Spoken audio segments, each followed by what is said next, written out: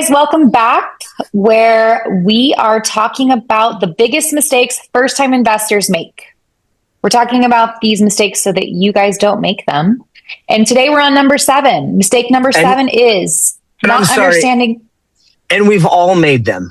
All of us right here. That's I had to cut you off. I'm sorry. That's okay. Knock. Mistakes we've all made that we're discussing so you don't make them. Learn from us. Okay, not understanding timelines and liquidity. I think this is a really big topic, especially for early investors. It kind of goes back to day 1, where we discuss chasing the deal instead of understanding the process. But let's talk first about when returns actually happen. I think we could use one of our projects and outside of Tampa as an example. Yep. We closed on it, I think, very last week of May, first week of June.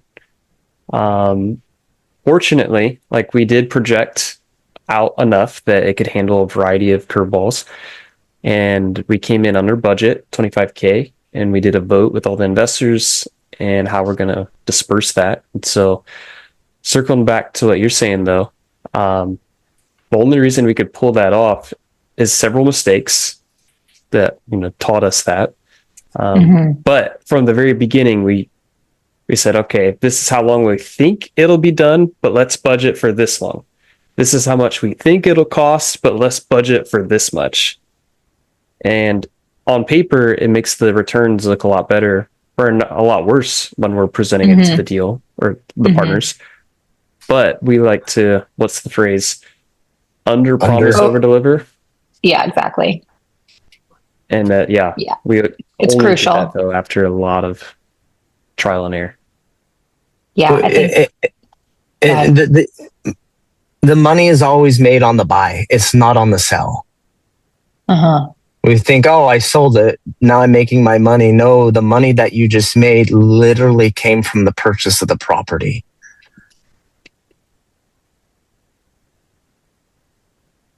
Yeah, and those are the most common mistakes I see. People, they don't ever raise reserves. There should always be some sort of reserve fund. The second is they dramatically underestimate the budget. They only get one quote and they don't leave a margin for error. And so I think that's probably the most common, is it ends up costing more than they expected.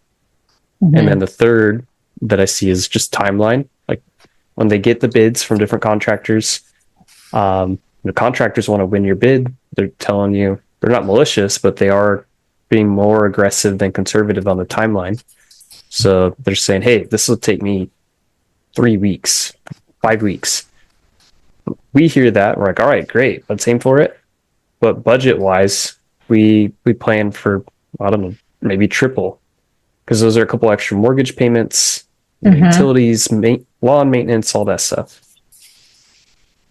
And to add to that, when our contractor says he can do it in 4 weeks, I promise you it's going to take double. It always takes double what they say. Yeah. So something that I'm always very careful with my contractor, when he says he can do it in a month, I don't agree with him.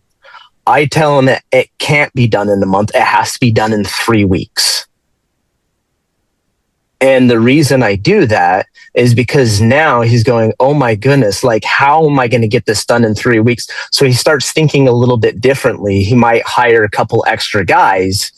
And when he does that, he hires some extra guys. He starts working some overtime. He does things a lot more efficiently. He still is not going to hit his original timeline.